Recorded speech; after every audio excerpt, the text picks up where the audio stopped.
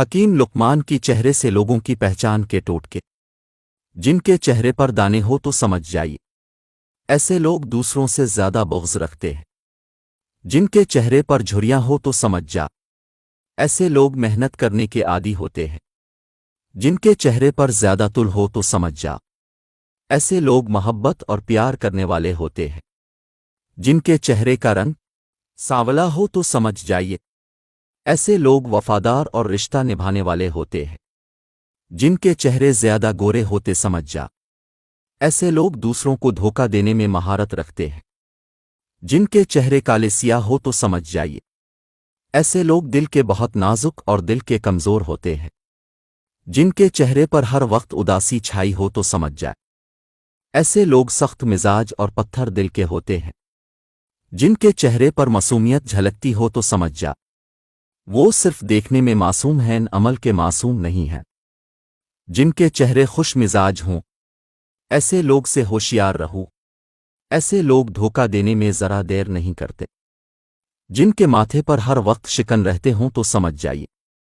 کہ ایسے لوگ خود غرض ہوتے ہیں۔ جن کے چہرے موٹے ہو تو سمجھ جائیے،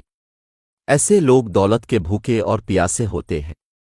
جن لوگوں کے چہرے پر کبھی مسکراہٹ نہیں آتی، ایسے لوگ دل کے بہت نرم ہوتے ہیں۔ بار بار بالوں میں ہاتھ پھیرا جائے تو سر درد نہیں ہوتا، کان میں انگلی ڈال کر ہلائے تو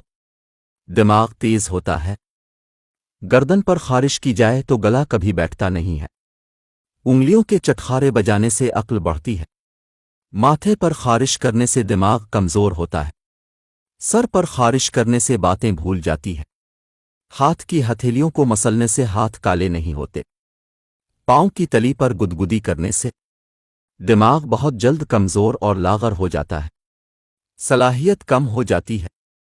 ناک پر ہاتھ پھیرنے سے ناک کے سونگنے کی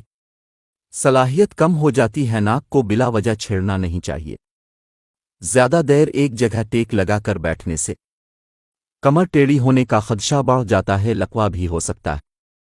دیوار کے ساتھ ٹیک لگا کر کھانا کھانے سے سانس کی نالیوں میں کھانا جانے کا خدشہ ہوتا ہے،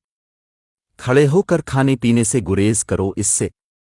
گھٹنوں کی بیماری ہونے کا خدشہ بڑھ جاتا ہے، بار بار پیٹ پر ہاتھ پھیرنے سے پیٹ بڑھتا ہے، ناف میں انگلیاں ڈالنے سے معدہ خراب ہوتا ہے، نہانے کے دوران لیمو پانی کے ساتھ نہانے سے بدن کو اور دماغ کو طاقت ملتی ہے، روٹی کے درمیان میں پانی پینے سے